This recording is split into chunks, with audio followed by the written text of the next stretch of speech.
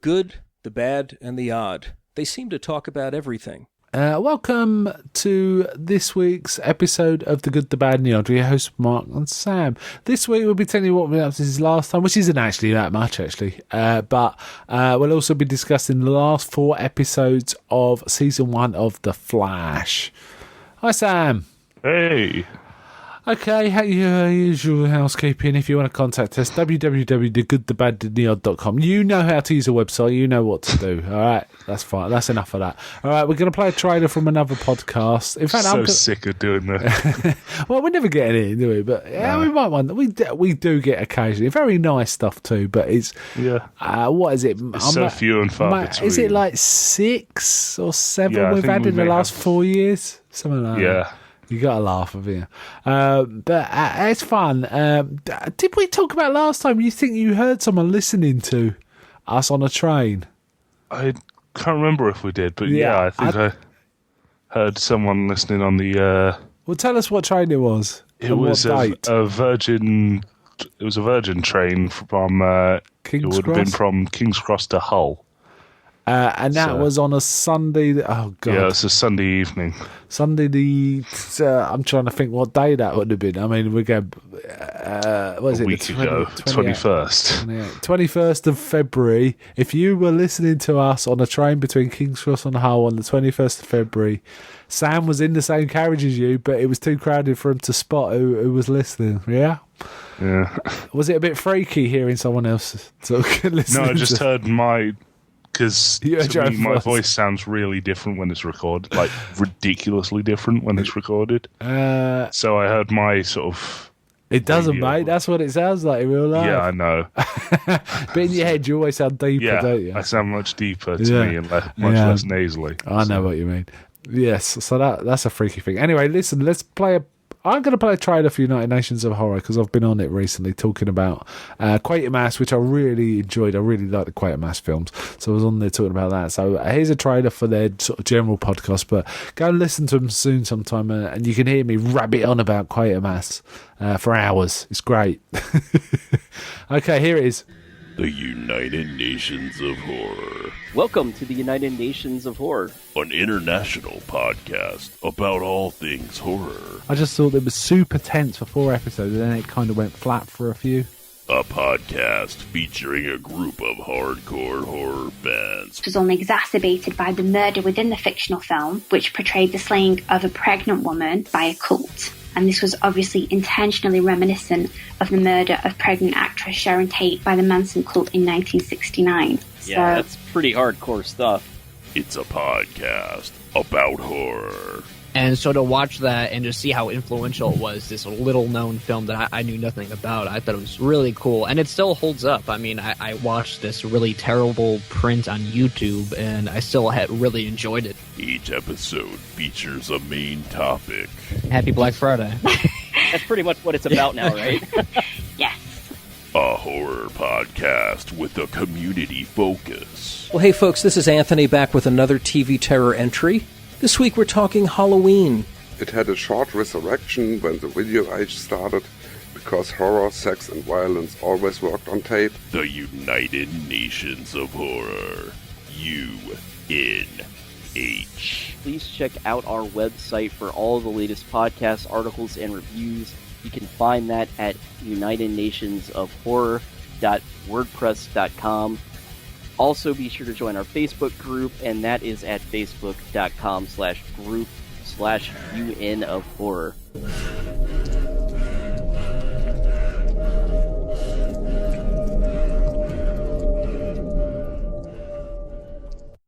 Get the comfy chair!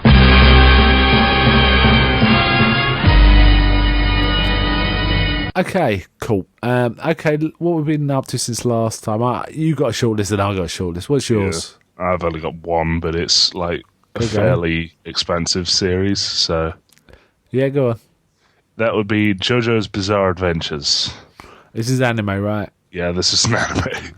This is probably one of the most influential anime ever. Really? It's not one of the most influential manga. The anime was only released recently. Okay, right. I've never heard of it. Apart from no, I have heard of it because you've talked about it in the past. Yeah, I talked about it because I started watching like bits of it in previous podcasts, but this week I just sort of sat down and watched the lot. Cool. And it was really bizarre. like it's insanely campy, like to a degree that is it in Japanese? Yeah, I watched the subtitle version, but I think there is a dub. Yeah, because sometimes campiness comes from the dub, doesn't it? I just wondered if that's the source of it, but no. It no, isn't, right. If you watched some of it, you'd realise they can't edit over this at all. Yeah. Like this is a level of camp that makes Flash Gordon blush. Whoa. Yeah. This is it follows the sort of I don't know how to describe it. The Joestar family through various generations, and their names always end up being shortened to Jojo. So you start off with Jonathan, then Joseph, then they move to Japan and you get Jotaro, Josuke, all sorts of weird stuff. Okay, I see. But it's them dealing with various supernatural and mystical horrors, including it starts off with a vampire. Yeah. And then it becomes these weird, Lovecraftian Aztec gods almost. It sounds like a sort of weird cross between Kolchak and I don't know, Gravity Falls or something. Yeah, it's more. Think more Kolchak with the Incredible Hulk, because they just end up find these ancient Aztec gods that absorb people through touch. Okay. And then they beat them up. Nice. They just they fist start fight. Yeah. They fist fight these elder gods pretty much. Nice. Actually, this sounds like all right. Yeah, Is it fun? And it's so much fun to watch because there's been the real reason it never really came into the Western world was there was so much problems with the naming because pretty much every name in this, aside from the main characters, is a music reference. Okay. So they have to pay everyone involved. Right. One of the main villains of the second part is called AC/DC.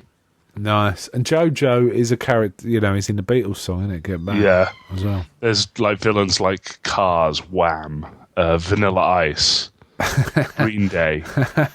Okay, I see. I get the point.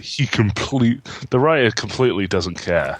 He just has fun with it, and they have all sorts of crazy abilities. So AC/DC, his blood is apparently fire. Don't understand that entirely, but okay, he can melt people with it. It's cool.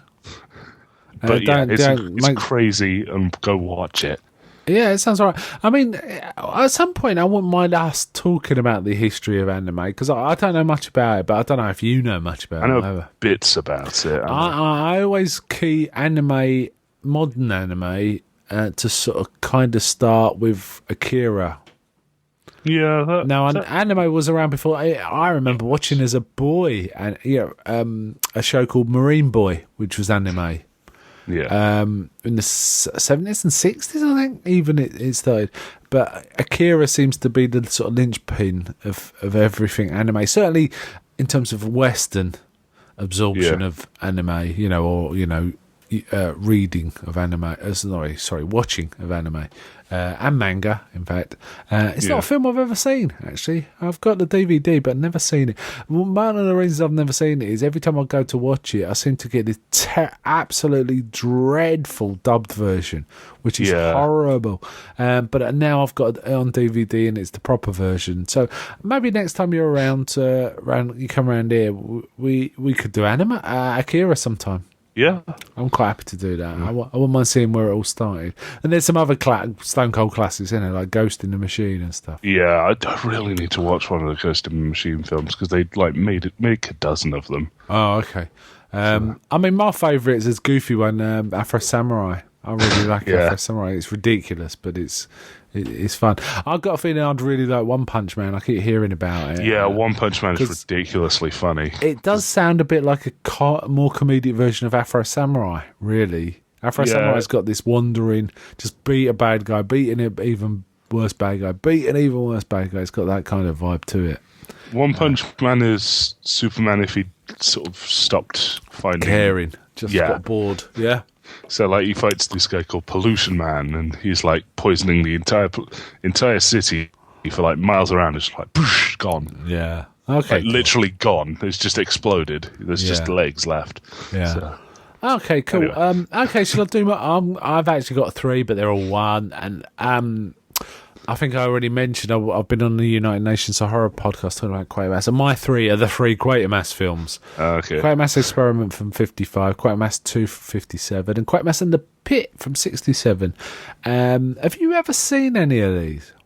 No, I have not. I've not seen this thing. I'm actually kind of surprised at how little I know about the Quatermass. Yeah, I mean... The closest I've been to watching one is when they mention it in a Doctor Who episode. Yeah, there's a lot of Quatermass. And in fact, I can tell you now, the Quatermass Experiment... actually, thinking about it now, Quatermass Experiment wasn't actually, I don't think, recycled into a Doctor Who script, but Quatermass 2... they essentially ripped off almost completely in their first John Pertwee adventure, which is called Spearhead from Space, That's where the meteors, Autons, isn't it? yeah, the Autons were like come to Earth on meteors and exploding in people's faces. That's exactly out of Quatermass 2, and then Quatermass in the Pit, which involves basically a sort of the co-joining of supernatural stroke magic stroke demonic forces as a sort of science fiction, it was actually aliens, which they actually recycled in another Doctor Who adventure with John Pertwee called The Demons. These are basically Quatermass encounters aliens in different forms on 3 different times, and in completely different ways. They're not copies of each other. They're very distinctive films. Like, one is this story. In fact, the first story is very much like a Lovecraft story. You were talking about Lovecraft a little while ago, which is Colour Out of Space, about aliens landing on Earth and slowly kind of starting to change things. Quatermass Experiment is a bit like that. In fact, it also has some similarities to The Thing, maybe. Whereas Quatermass 2 is a proper alien conspiracy, aliens taking over the Earth through controlling senior figures in government. And the third one, Quatermass Pit, is completely bananas. It's like they find a spaceship that seems to have its own psychic abilities and starts influencing people around it and stuff like that. But it has like links to like hauntings and the devil and all sorts of things. They are good films. They're worth seeing. But I talked about them at exhausting length on that podcast. I think I made their ears bleed. That's interesting. But we covered the 3 films, and I also talked a bit about the history because the 3 films were originally TV shows. They were like almost the first event TV in British TV. Before, basically, there weren't many TVs in Britain after the war. 1953, when the King died, and there was the Queen's coronation, and that TVs started flying out of the shops then because people wanted to watch the Queen being crowned. And I think the FA Cup was between 2 big teams that year, so the FA Cup was causing a lot of TV sales. And just after all this, Quatermass, the first Quatermass TV serial was put on a Saturday night, and it was so popular it emptied pubs on a Saturday night in Britain. Wow. And sort of the more astute sort of pub owners wheeled in a TV into the, they actually bought in TVs for the first time so people would stay in the pub. Wow. So, when you see a TV in a pub, Quatermass was the one that started that. So it was some program. It was always very successful on the BBC. But I've watched a few episodes of the early ones, and they are quite old and dreadful. But we're talking 10 years before the first Doctor Who. That gives you an idea of how old these things were. But they were massively influential and successful for the BBC.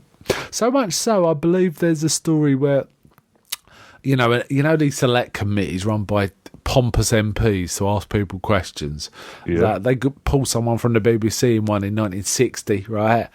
And the question was something like, how do you justify the money the great British public put into TV licenses for the BBC, and they gave a 4-word response: Quatermass and the Pit.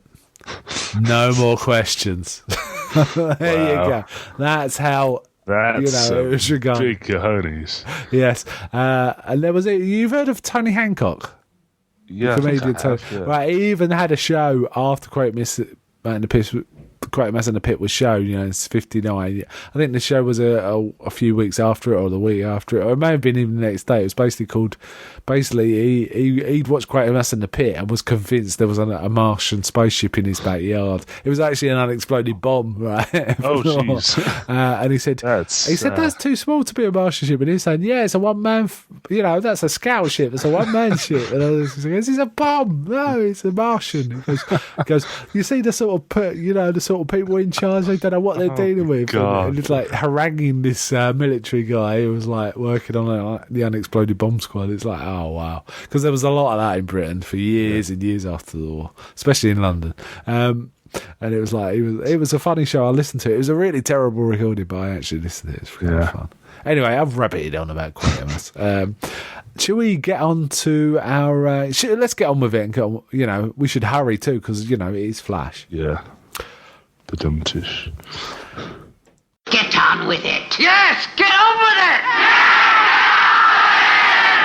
Get on with it. Okay, so last 4 episodes. Right, I was really intrigued after episode 19. Who is Harrison Wells? He revealed himself and kidnapped Eddie, and it was kind of all a real cliffhanger. Let's just talk about we're going to have spoilers. Obviously, we're going to have spoilers. If you haven't watched the show, The end of the series. Go away. Don't stop listening to us. Go and watch it, all right? It is fantastic. If you don't care, carry on. It's fine. Or you've watched it already, that's fine. But there's going to be quite significant spoilers. What do you think of these 4 overall? I think these 4 were pretty good. I mean, I actually think the weakest of them was probably the Grodd episode. It was kind of in terms of plotting, but it was still a fantastic episode. Yeah, it was a fun episode, but it just sort of seemed like a diversion. It stopped the flow, didn't it? Yeah, but having said that, you know what? I think. Let's do the episodes one at a time. Let's go back. I just wanted to get your feel. I actually think this was a great set of episodes. Actually, yeah, and this is my favourite set of episodes. It basically, what I found with the Flash is the more I went on, the more I enjoyed it. It kind of every episode made me enjoy it a bit more. So by the end, I wasn't that invested for the first, say, 8 or 9, but I kind of enjoyed it. I thought it was okay, but the more it got on, the more I really enjoyed it and was looking forward to the next one. So I'm actually really looking forward to season 2, which is halfway through at the minute, and they're on one of these stupid American mid-season break things, which is so annoying. But anyway, let's get on to the first of our 4, which is episode 20, The Trap. Essentially here they found out Cisco's having these dreams where he remembers Wells killing him. Yeah, he's still having those. He did mention having those in an earlier one. Yeah, but they used that information to try and oh no, sorry, I'm getting this confused with the one we've already watched. What am I talking about? He's already was trapped and been revealed, hasn't he? So basically, they uncovered a secret room, don't they? Where Wells has been sort of hiding away and walking around, and they find Gideon, the AI. Yeah, which is Barry's actually. Yeah, we find out Barry created the AI. Which is kind of cool. But from that newspaper clipping, they see that Iris married Eddie from her name. She's writing the story. No, Iris married Barry. You mean? Sorry, Iris. Oh, I'm so confused. Could you want to lead on this one? Okay, so I keep messing out. They find out that Iris married Barry in the future. Yeah, and at this point, they've realised Wells is in the building with them. Yeah.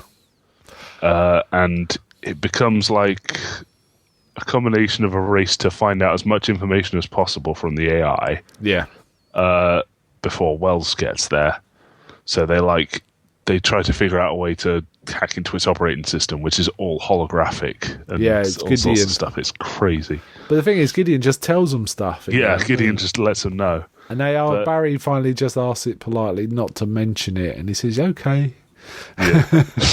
It's like, the bit I was trying to get to earlier were about Sisko's dreams. Is they use that information? They decide to use that information to try and trap Wells into confessing. It's confessing. Confessing specifically. They wanted to have him tell them so that they can get Barry's dad out of prison. Indeed, yes. And Sisko does his voodoo on the containment field to try and protect himself. Basically he can be inside it and turn it on, and no what do they call them? Speedsters can get into it, and anyone with a connection to the Speed Force, really. And Barry has a go at trying to get through it, and he bounces off. That was really funny because he acted high and mighty, and he just bounced off and hit a table. That was really. I love that scene.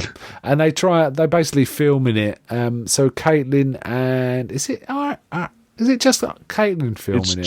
Caitlin's managing the desk. Joe and Barry are hiding in the back of the room, and Sisko's they've rigged a trap. Yeah, but it turns out Wells has trapped them too. So Wells has outthought them again.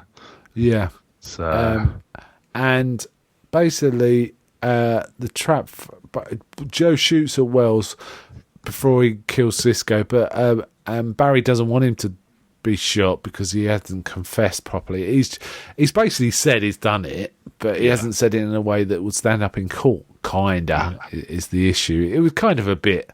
Yeah, that will stand up in court. Yeah, I thought it was when he was doing it. And he turns back into a different. Turns into Hannibal Bates. Yeah, the guy who could shapeshift. Yeah, so basically, Wells has talked Hannibal Bates into pretending to be him for this thing somehow. So Wells is basically he's somewhere else. Knows the trap, and it's just not going to work. Yeah. So Wells then goes after Iris and Eddie. Yeah. Barry runs there. Eddie's planning to propose at this point. Oh yeah, that was a bit sad. Actually, the episode starts with him asking Joe permission to ask his daughter for her hand in marriage, and he won't give it. Basically, he doesn't explain himself or anything. He says, "Nah." I think it's pretty obvious that is now really the time. So. Yeah, but he doesn't even give him that explanation, does he? Just because walks off, kind of thing. So Wells kidnaps Eddie, and we find out Wells is Eddie is great grandpa of Wells, kinda. Well, it's not exactly been hidden in show, but this is the first time they really draw attention to it. Yes, yeah, because it's Eobard. Reverse Flash is Eobard Thawne, and Eddie is Thawne. Isn't it? Yeah. And then we get a pretty cool chase. Yeah, we get a cool chase. Flash. And we also get a bit of flashbacks where we see Joe remembering the time when Wells offered to save Barry's life. Yeah. Don't we? And is this Iris, also the bit where Iris gets one where she flashes back and it's at his bedside and she gets static shocks off of him. But she also gets a similar shock when she sees Flash at this time, so she realises he's Barry. So, there's all that drama. All that. Yeah. Okay, so that was a pretty cool episode. Very exciting. Left me wanting more, for sure. Yeah. It was kind of cool. That Wells is always one step ahead. Always. Such a smug guy. Yeah, he's kind of so annoying. Smug about good actor. He's really good Tom for the Cavanagh part. is a really good actor. The only other thing I've really seen him in is Scrubs. He was in. I've seen him recently in The Goldbergs, which is a really odd show for him to be, a comedy. Yeah, he's just someone's dad, which is really odd. It's kind of weird to see him in something else because I can't recall him in anything else. I could see him working in Scrubs though. Yeah, I could see Scrubs. He plays one of the main characters' his older brother. Okay, yes. And he's this goofy flake that sort of hangs around the hospital every so often. Right. Okay, let's go on to number 21. One of the... This is Grodd Lives. I was really looking forward to seeing this. This one and the Trickster one were the two I was really looking forward to right from the beginning, really. Anyway, we get Grodd. Grodd is a psychic gorilla, super intelligent. Is he super intelligent? It really depends on which version of him, because sometimes he's from a race of gorillas that live in like Africa that have their own city. And they can talk and all sorts of things. I didn't know that. I thought sometimes he's just like a mutated gorilla. All right. Okay. So in this, he's a mutated gorilla, right? Yeah. So Barry starts scouring the city looking for Eddie. I think the intimation is he keeps looking and looking and looking, but never finds Eddie. Yeah. But then there's a robbery with a guy dressed up in loads of like armor, blowing up stuff. But when Barry arrives, he gets like a psychic flash or something happens in his head. But also the guy that's doing the robbery, also has the same weird... Yeah, he has a reaction as well. Yeah, which is really weird. And just as Barry's talking to Caitlin and Cisco, Iris pops in. And Barry's wearing the suit, but the mask's off, and he says, so she basically knows. She knows he's a Flash, but, if they're just going to leave the door of the office open... Yeah, I mean, they're kind of earning everyone knowing, so... Yeah, but then the thief pops up again, and Barry stops him this time, and it turns out to be General Ailing, doesn't it? Ailing, sorry. Yeah, he's... good to see Clancy Brown, always good to see Clancy Brown. I actually forgot a bit from the bleeding... what we did. I watched Highlander 2. Oh, my God. Oh, wow. Do you want to save it till next time? Yeah, I'll save it till next time. Highlander, how could you forget you watched Highlander 2? It's burned. I completely it just went from my mind. Yeah. Completely. Yeah, I wish it'd go from my mind. Anyway, we'll talk about that next time. Yeah, so we get Clancy Brown, who isn't in Highlander 2. No, but he's like the villain in Highlander 1. So yeah. Well, that's what made it, one of the things that made Highlander 1 awesome. And it turns out he's kind of the Walking Dead. Well, it's kind of intimated. He's mind controlled. Yeah, basically. He's being mind controlled by Gorilla Grodd. So they decide to go into the sewers to look for Grodd. Now, this almost feels like a Flash take on Aliens to me. Yeah, it was kind of like that. Yeah. They did have basically no lighting and all sorts of really cool lighting. I'm glad they kept the lighting down because it was, as a CGI effect, Grodd was okay. It wasn't great, but it was okay. It wasn't like Planet of the Apes good, but it was decent enough. It wasn't really terrible. It was passable as a giant gorilla. Yes. And I like the fact Grodd had some fancy moves as well. He wasn't just clever and physically imposing. He had some moves, didn't he, against Barry? He could grab him and throw him away, even though he was speeding and stuff like that. But he can attack Barry sort of psychically, can't he? So he can't. It basically causes him to have a seizure. Yeah, and Joe gets taken over by Grodd, which is pretty dark, actually. Yeah. I think, of all the villains to take Joe gets weirdly panicky during this one. Yeah, I would assume that was part of the psychic attack. Yeah, but I wasn't sure. It wasn't that clear, to be honest. Yeah, they don't show him being attacked psychically, so it's not clear. Yeah, and essentially they build him a funny little... Is it like a helmet to stop him being attacked psychically? Yeah, this is like a common thing when you go against Grodd. You need the weird headband. Yeah. It's in the DC animated stuff as well. So. Right. But he manages to... It works, but it turns out Grodd damages the device while they're Grodd fighting. can just break it. Yeah. Barry manages to use his own mental powers. Well, no, it's not mental powers. It's willpower. Yeah, he basically continues to fight Grodd even without the fancy helmet. And he basically stands there while Grodd is about to attack him, and he runs out of the way. he lets Grodd get hit by a train. Yeah, that was funny. That was a nice bait and switch. So that, and it's also cool. That means Grodd's still out there. And Wells is working on something to get him to his own time still. So Wells is still out there. Okay, so that was the second episode. So you thought this was the weakest of the three? Yeah. I felt it was the one that sort of suspended the plot while it was going on. Yeah, for sure. That's what I mean by weakest. They were. Yeah, I mean there was the no Grodd, real connection between everything. The Grodd one could have been 3 or 4 episodes before the point it was at, couldn't it? Yeah. Actually, to be honest.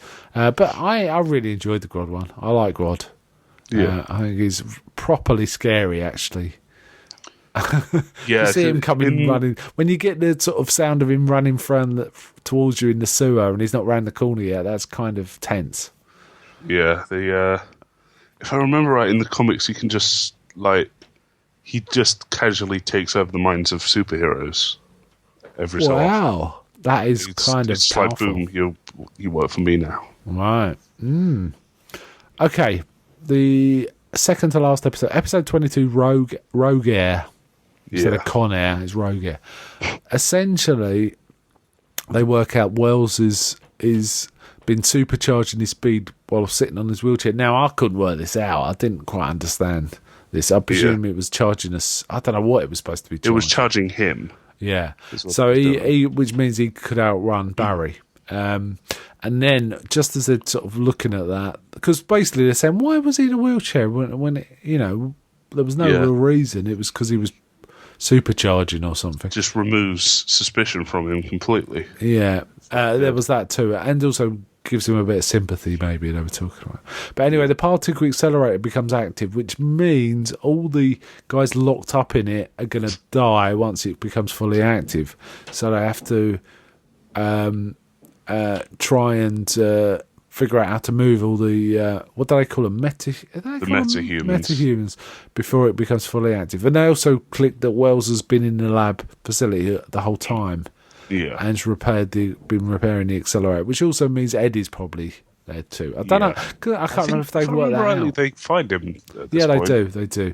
When they find it, Wells escapes, but they get Eddie out, who's well peeved because Wells showed him that Iris would marry Barry and not him, so he's kind of being a bit emo about it. And he tells Iris a bit later on, we don't have a future. And he basically tries to call it off, doesn't he? Yeah. So Barry wants to relocate the metahumans in was it the Chinese Sea or something? I couldn't quite work it out. The island that Green Arrow was abandoned on. Oh, okay. So it's a Green Arrow time. He did mention that they'd made a prison there for metahumans, so I guess that's the thing. Okay, and in order to assist in this safe transport, I had real trouble with this particular plot point. Barry's forced to sort of make a deal with Captain Cold. I can actually see that happening because he's a much better strategist than any of them. Possibly, but the problem is you can't trust him at all. So it'd be better just try it yourself. Anyway, that's how it turned out. But the deal is Barry erases all of his physical and computer-based records and history and stuff like that. So his criminal record basically gets erased. He becomes a non-person in the system. And his sister, what's her name? And turns up and she's flirting with Cisco. This makes me laugh. And Cisco has the line. He says something like, I so wish I wasn't a good guy right now. I do like Cisco. He's pretty cool. I like how he gives her an awful name. He calls it a golden glider, which she kind of likes. She acts like she likes. She likes it, but it's a stupid name, isn't it? Yeah.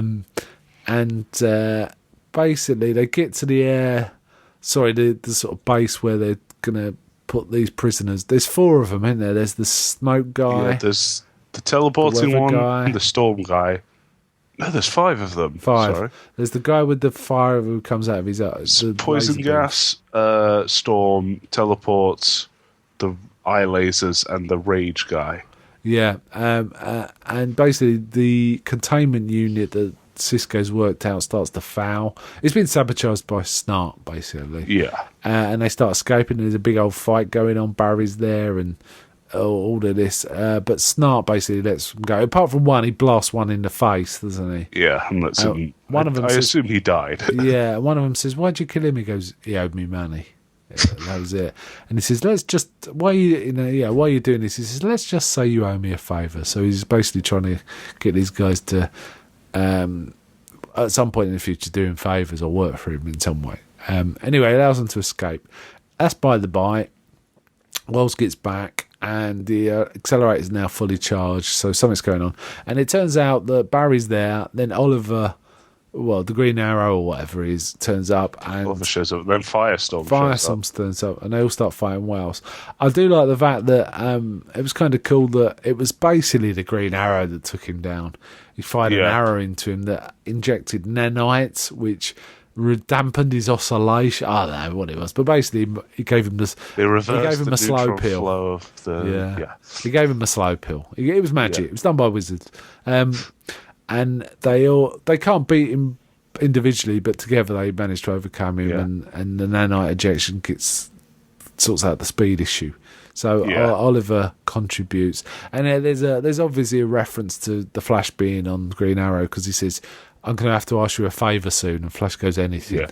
So that's it. So obviously Flash is going to appear in that series. Have you noted there's talk of Flash Supergirl crossover? Supergirl, yeah.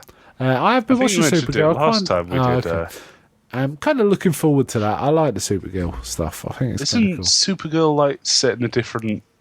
It's not in the same sort of universe as No, these. yeah, it is. No, it is. Oh, okay. I didn't know that. I can't remember the name of the city. It's like another one, like Central City. I can't remember what It should be Metropolis. It's not Metropolis. No, it isn't. Okay. Basically, Superman looks after Metropolis, and Supergirl looks after this one. But they're always questioning we shouldn't trust. It's basically taking one of the main plot lines of Man of Steel, that we really shouldn't trust this powerful being to help us. Yeah. And loads of people treat her like a dick all the time. Yeah, that's always a stupid plot. National City? Never heard of that one. National City? Yeah. Is that what it's called? Yeah. I remember. It's something like that. It's Summit City, I know that. I haven't watched one in a couple of weeks on it to catch up. It's one of these ones that they've only shown 9 episodes so far, and I don't think that's the season run. I think it's another mid-season thing, but it might be a season. In which case, 9 is worth watching. It's pretty good. Yeah. It's one of those. There's so many now. It's a pain, isn't it? I'm really keen to do Agent Carter at some point. I keep hearing that's really good, season 2 particularly. Anyway, that's by the way. So we get Wells has been caught. So that's how 22 ends. Right, that leads us to the last episode. Now, when this started, I was thinking, God, they've kind of done it. There can't be that much more to this. But actually, this ends with a real bang, which is basically Wells says, I can help you save your mother if you do this for me. And basically, it sets up the deal that Barry gets to go back to save his mother, but at the same time, Wells can then leave through his wormhole. Which sounds like a really dodgy deal to me. When you let that guy out, it's. But I mean, if you believe in parallel universe theory, it could result in. Could be. Basically, Barry's really concerned that he's going to change everything. Yeah. Joe thinks he should do it, but his real father thinks he shouldn't because I'm not quite sure of the reasoning. Basically, he doesn't want to lose him. We're family now. It's kind of stuff like that. Now, Barry gets them 2 minutes. So in the end, he goes for the deal, doesn't he? And Cisco has to build Wells's kind of time. He gives him. He makes him a time bubble. Yeah, it's like that's it. A time bubble. It's not a time machine, but it allows him to transport through a wormhole and manipulate that flow to go wherever he wants, kind of thing. I think. I'm not quite sure. It lets him travel through time. Yeah. So Barry gets to go back to that time when he has 2 minutes to save his mother, which is a bit frustrating because when he arrives there, the first thing he does is look around the room for 20 seconds. It's like, and then he just sits on the other side of the door for the longest time. Yeah. Until he gets sworn off it by the Future Flash. Yeah, the Future Flash tells him not to get involved. So there's obviously a plot point there at some point. Yeah, I guess so. Now, we don't see the future Flash distinctly, do we? He keeps vibrating, so we don't see what age he is. So it could be Barry the next year. It could be, in 20 years, and we just don't know. We also get this weird break right in the middle of this where Ronnie marries Caitlin. Yeah, I thought that was kind of sweet. It is kind of sweet, but I did laugh at the fact that Joe still had his cap, his woolly cap on at wedding, and Barry was wearing his hoodie and not very. Anyway, I like it was Professor Stein ordaining the whole thing. Yeah, he turned out he was officially a rabbi. Yeah, and he kept skipping over everything. Yeah, but Barry gets one off by his future Flash not to get involved, so his mum does die. But he does have a little chat with his mum. Yeah. Which is kind of sweet. Oh, nice and sweet. Yeah. But back in the sort of present, as they're sitting there waiting for the wormhole to sort itself out, an alternate Flash's helmet comes crashing through it. I didn't see that. I didn't see that. The winged helmet that lands on the floor, and then Wells says, "That's my cue to leave." Yeah, I don't understand that. I never understood that. It was just such a weird moment because it's like that's from the costume that Flash wore back in like the 40s. Yeah. So do you think it was like a joke, like a Easter egg? Yeah, it was most likely an in-joke, but honestly, that would be like if Palpatine had Vader's helmet sitting on his desk through episode 1. It was weird. Whenever it was brought up, it was just like, it's nothing. Yeah. It was very weird. So anyway, Barry comes crashing through the wormhole and punches Wells through the time bubble, doesn't he? Now, I never understood this. Surely Wells delivered? So, Yeah, I didn't get it either. I think it's just stuff. He was still frustrated at Wells killing his mother. Yeah, okay. So Wells then gets the... We should probably stop referring to him as Wells, because he's not Wells. No, all right. Well, okay, Thorn. And they start fighting, and the team manages to shut the wormhole down, but it kind of flies around a bit, doesn't it? And Thorn actually starts to win, and is just about to kill Barry, and we get a real shocker. I wasn't expecting this. Eddie shoots himself in the chest. Yeah, that was pretty cool way of resolving it. Which means basically it's Back to the Future time. Thorn starts then disappearing. Yeah. I thought he was going to have another trick up his sleeve and something else was going to happen. Like he was really lying about Eddie being his ancestor or something like that. But no, that really happens, doesn't it? Eobard Thorn starts to disappear from existence in a Back to the Future style. So the wormhole flies up into the sky and it starts to turn into a singularity, a black hole. And then Barry starts doing his super speed thing to, rotate it the other way. I don't know. Some sort of Superman-y trick, I suppose. And then it ends. Table flip. Yeah. I table flipped. No, I didn't because I haven't got a table. But I would have if there was a table. It's like, you're joking. So, now I'm tempted to go straight into season 2 because of that, but no, I'm going to wait until we looking at the sort of summary of the story. It seems that it goes straight into season 2. Right. Well, he obviously saves the city. Yeah. I mean, it's pretty obvious that's going to happen. Pretty good. What do you think of the season overall? I think it was pretty good. Solid bit of entertainment. It was kind of. It's kid friendly mostly, isn't it? I mean, there's a few brutal things, but like when Cisco dies. But certainly for young teens, this would be. I think probably 9-year-olds up would be all right with this. Yeah, I reckon. Maybe even a bit younger. It was good fun, very enjoyable. It's complete contrast to something like Daredevil, which is dark and violent and. Made you wince. Awesome. But it was good fun. There was some nice little touches in this. I wanted to see a few more scenes where Barry was eating like a horse, though, to make up for his metabolism. Because that's like a common joke in The Flash. They have like a family meal and it's like a banquet. Yeah, and they did set up that idea right at the beginning, but they didn't really follow through on it in any way. I think it's got a good cast. Cisco, Caitlin. Cisco in particular I really like. I'm kind of sad that Wells isn't in it anymore, frankly. Oh, he'll be back. You think? But seriously, DC has made it a joke to the point where one of their characters has said, "I'll kill you to death." Kill you to death. Nice. Yeah, because killing someone has almost no effect on them. They just come back. I really like Joe. Iris was fine. Iris is okay. Eddie was fine. But really, it's that core team that was the fun bit.